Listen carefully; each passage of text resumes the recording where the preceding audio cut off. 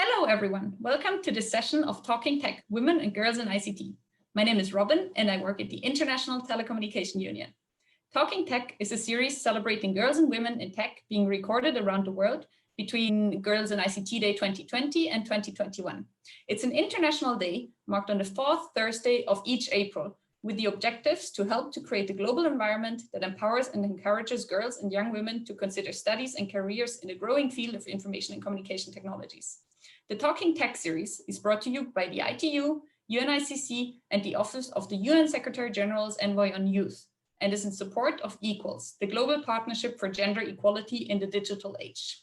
I am really excited to be having this discussion today about tech and tech careers with Mercedes Escala, Vice President, Corporate Social Responsibility Initiatives at IBM. Hello, Mercedes. It's a really great pleasure to speak with you today. Thank you. Thank you so much. Hi, Robin. How are you? I'm very good. Thank you very much. To start off, could you maybe tell us a little bit about your career path and how it led you to your current position? Sure, yes. Well, I've been with IBM 25 years and it's been a really nice journey. It has had, as all journeys, the peaks and valleys. I started very early in my career as a compensation analyst in IBM Chile. Actually, I am originally from Peru, but I lived in Chile 21 years. So I joined IBM Chile. I did a lot of analysis, benchmarking, compensation. I am an HR professional at my core, and I then moved to different types of roles, generalist and specialist, but always coming back to the compensation space. I became a subject matter expert there, and I love that part. I also embrace with all my heart the role I did in IBM as a global leader for recognition. I'm a huge supporter of what appreciation and recognition brings to the table. And while I was doing that, I led the digital transformation of that area. And actually, that was the perfect segue to what I'm doing today. As a CSR initiatives leader, I lead everything that has to do with employee activation, employee engagement, bringing employees to the table, volunteering activities, all those things. And the reason it was a segue is because we wanted to drive the digital transformation of CSR. So I had that past experience. A former manager of mine was in this area, leading the area. So at the end, my previous experience working with people that knew how I worked and how I embraced each job, path my way to really take those opportunities. So I'm now in my dream job, a combination of two of my passions, people and giving. So I couldn't ask for more. Very interesting. And it's very impressive how you steadily managed to grow your responsibilities and move up in the same company. You briefly touched on it, but can you maybe elaborate a bit more? What is the key to your success? And have you encountered any challenges along the way? And if so, how did you overcome them? Of course, challenges are part of the day-to-day. If not, it wouldn't be as fun. So yes, there was challenges. There were places where I was not at my best, but those I see them as, I always say that when I've been not comfortable or not working in the space that I really liked, they were my catapults to the next level. And then it forced me to think differently. I would say my secret sauce is I always take every opportunity to be a learning opportunity, even the ones that have not been good. I always take the time to go back, reflect and see, what can I learn from this? What is this trying to teach me? And believe me, sometimes in my career, it has taught me that I actually should look for something else. And it was that nudge to make me think, oh, why should I be staying here maybe? Why if I look for something else? So one thing that I do want to share with this 25 years, my experience has been that I've always approached my work as an opportunity to give, and an opportunity to give my thoughts, my experience. I always think of myself as somebody that can bring something to the table. I don't know, my culture, my upbringing, my previous experiences. I moved from my country to Chile when I was young. In being a woman in a space, I used to work when I first came to Chile. I used to work in a very industrial environment and I was young. Chile and Peru are neighbor countries and there's a lot of politics there. You know, some Chileans don't like Peruvians. And here comes this young girl coming to take a role. I was chief of personnel at that time in a small industry. It was a small in number, but it was a big industry. Actually, it was Schlumberger, a French oil company. But it was all that. And I always position myself, what can I give? And it has opened so many doors. In IBM, when people would say, oh, I want to do a pilot, or I want to test this, I would raise my hand and say, let's do it in LA, let's do it in Chile. I would volunteer and always giving back. I truly meant it with intention. So if they wanted feedback, I would provide the feedback. Genuine, authentic as much as I could, to make sure that people would really understand and see why things could work or why things could not work. Sometimes a corporate pajama doesn't fit everybody. So I wanted to tell them why not, with respect, good intentions, always coming from a good place. But that I would say has been my door opener. That's really interesting. And I really like that notion of always seeing what you can give. But I'm just interested, was it always like this, even as a young woman coming into the corporate world? Or were you at first, taken aback and thought, okay, everybody else knows things much better than I do? Because I think even as a young woman, we can offer so much to the corporate world with our new mindset. I've always been like that. And I actually, when I think back, I'm a huge, I practice a lot of meditation and I pray. I'm very devoted to praying the rosary, but I've always been like that. So when I think about looking back in my meditation and thinking where all this is started, where all this approach to giving, I actually think that I was born like that. I consider myself a giver, and all the work I've done to really understand myself and love myself more brings me to that place where I was born this way, approaching life that way. So I always thought that even as a very early young professional, not knowing much, that lens is still was something that I could put on in front of others. Okay, that's really a good notion. And I hope that's also a good lesson for some of our viewers to understand that all of us have something to give, even if we don't have that much experience. There's still maybe the way we look at the world that is different, that opens the eyes of the top manager or senior level people, that they can also benefit from us and learn something from us. I always say this to my mentees: you have your own lens, it is unique. Allow the world to learn from that uniqueness, bring it forward, show them, always with understanding. One important thing that I learned is you always have to read your crowd, make sure how to address things, because wherever you go, you have to really practice that and read the crowd, and always with respect.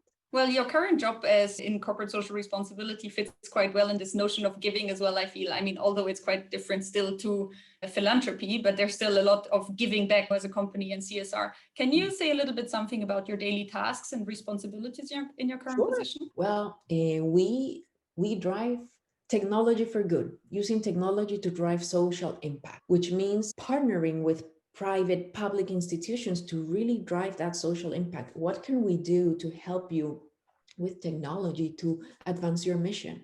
It could be even helping a non-for-profit understand their data. Some of them have a lot of valuable data. But what we do is ask IBMers, can you help this non-for-profit, for example, what they can do with their data, analyze it? How can they position themselves for a better fundraising, for example? We partner on those fronts, but we do also big things like helping human trafficking non-for-profits. How can we use data to solve that extremely harmful problem that we have as the world, human trafficking? And we have the power, we're a big company, we have the power to convey clients, convey partners to be together on that mission. And that's what we did with the human trafficking. So that's one of the projects. We've done many others, bringing clean water in a lovely project that we did with the Nature Conservancy. All this, it's not IBM only, it's IBMers putting their talent, their time to work, and they love it. I could say that that's so ingrained in the IBM culture, to really give back with your talent. And what I always say, this is an opportunity for IBM to really showcase what our brand is and what our IBMers are. So that's what we do. Did you always want to work in tech, or was IBM always one specific company or the tech sector that you wanted to work in? You know what I wanted? I wanted to work in a place where innovation was the driver. And at my time, I really thought of tech, of that area, as the space that was really ahead of time. I'm not a tech person at all, but if you see, being part of a tech company allows you to be always so forward thinker. It allows you to also be very innovative in the way you tackle work, new ways of working, the new tools that we're always embracing. I remember when I started doing benchmarking, we were always using like the best technology to assess our data or understand what we were looking for, or even the way we pose questions is very forward thinking. So that's what intrigued me of the tech world, this opportunity to innovate. And what I would say now, it's even better because we're using technology for good. You briefly mentioned some of the projects that you've covered or that you're covering in your job, but is there maybe one or two projects that you could specifically give more details on that you're maybe specifically proud of? Oh, very proud of many. The ones that are specific to my area, I would highlight right now where we launched a project with our IBM Service Corps, which is sort of like a Peace Corps for social good. And we did one to as a way to help job seekers, small and medium businesses recover from COVID.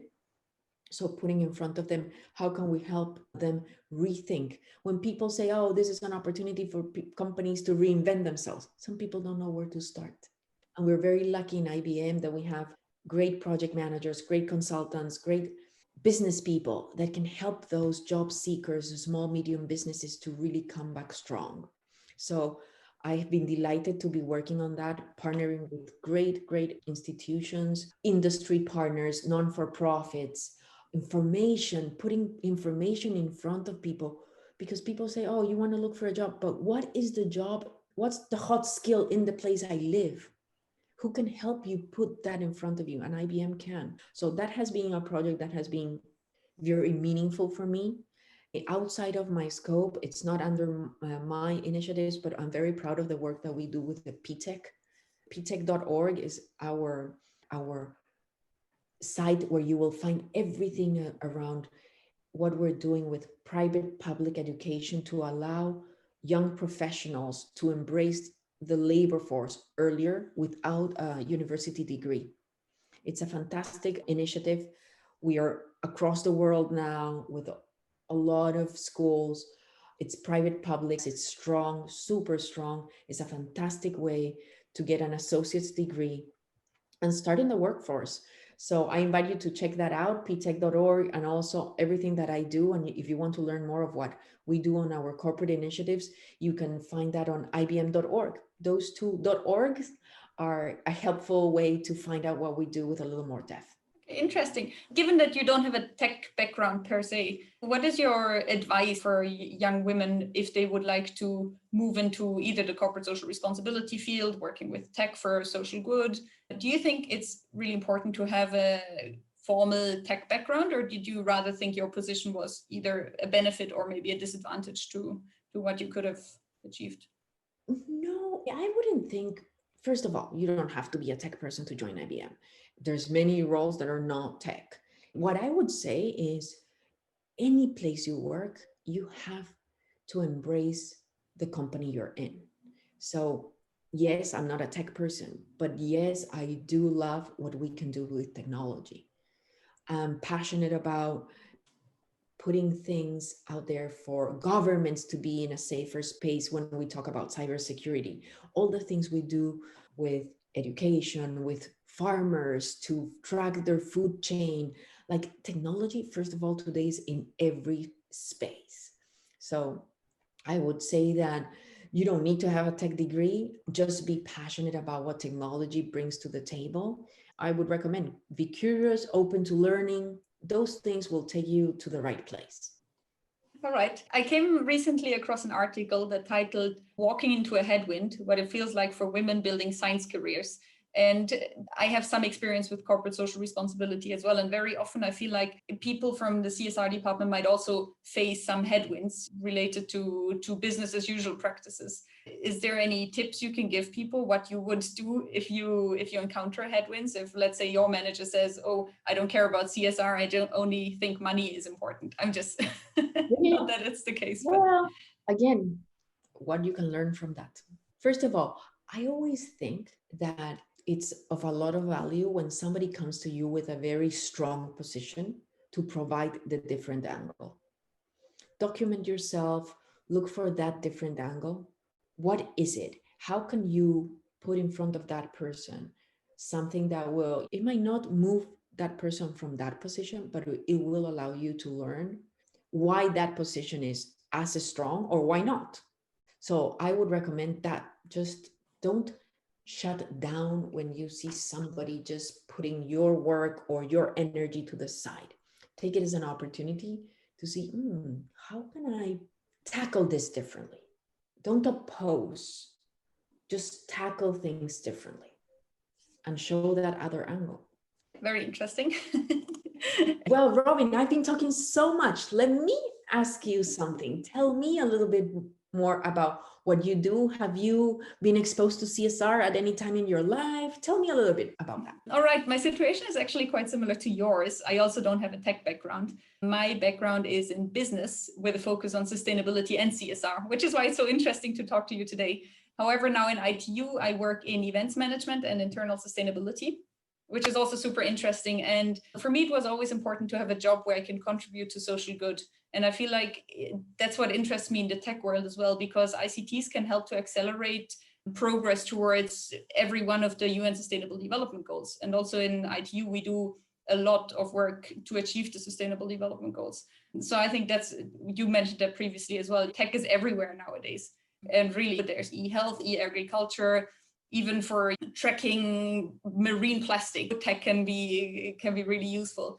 So that's why I'm really interested to work in the ICT field currently. But as we all know, there's much more we have to do to achieve the SDGs. So it's always good to hear what other companies or organizations are doing to maybe get inspired how we could collaborate at some point, but also what else has to be done or could be done to achieve these Sustainable Development Goals.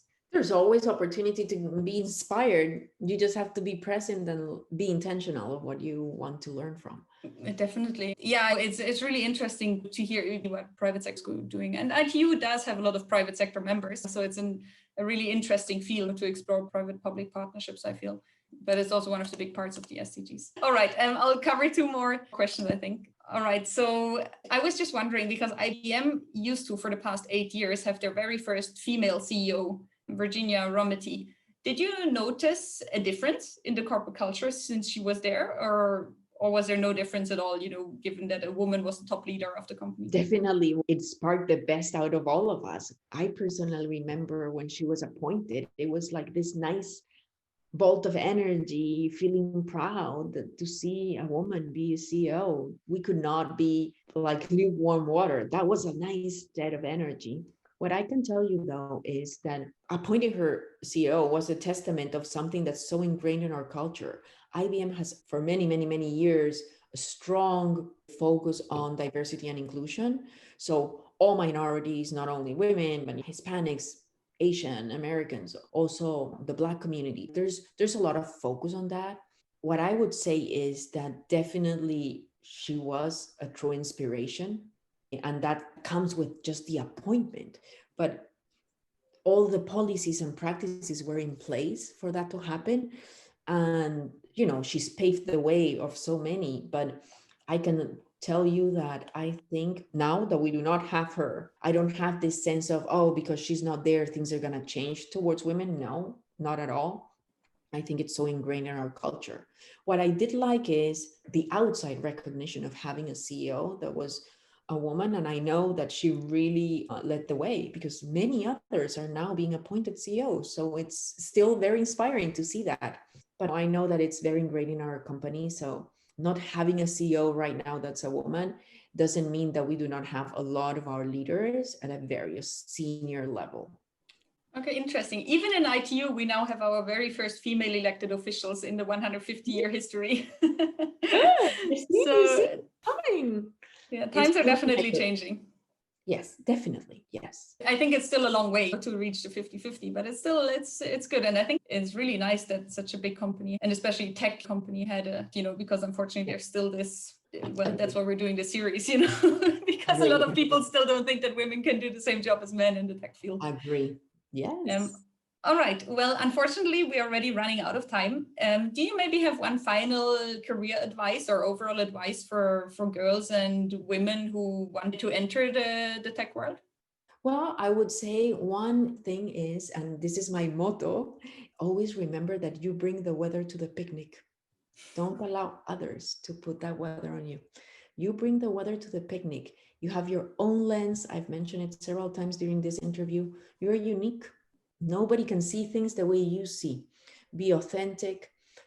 Don't be afraid of telling the truth. Some people might not like the truth, but the truth is the truth and it speaks for itself. So those would be my comments, final comments. I wish everyone to find space, to find joy in their lives. As I mentioned, challenges come. Take them as a learning opportunity, a growth opportunity, an opportunity to maybe rethink who you want to be, rethink how you want to approach life. It's constant. Nobody has the pathway clear for the end of their life. So just embrace that path with an open heart. Thank you so much for this interview. I've enjoyed it very much. Thank you to Mercedes. Well, that wraps up our session today for Talking Tech. I really enjoyed our chat today. Thanks a lot for all your great advice. And thanks a lot as well for to our viewers for watching. Bye-bye. Bye, stay safe.